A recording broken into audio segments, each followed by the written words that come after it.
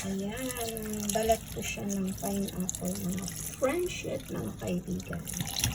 So, ang gawin po natin, let's wash this. Yung malinis na malinis. Tapos, ayan, ilagay po natin siya here.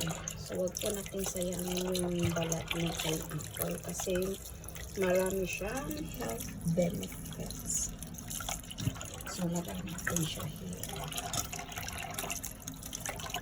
And then, gawin po natin is lagyan po natin siya ng water. Siguro mga 1 cup. 1 and a half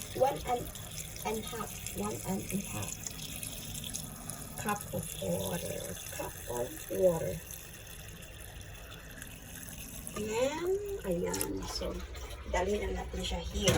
Ipuhan po natin siya for just like 10 minutes. Ipuhan natin siya.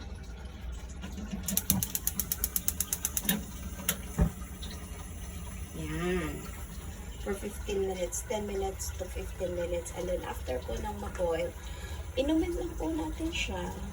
At marami na po tayong health benefits na makukuha. Especially po sa ubo. Ayan. Magaling po ito sa ubo. Naglalabas po ito ng phlegm or phlegma. So, nagpapa-soft siya ng ubo at saka naglabas ng phlegm. So, yun lang po mga kapatid. Sana po may natutunan. Maraming salamat. Bye-bye. See you next time. Hugs, kisses. Mwah.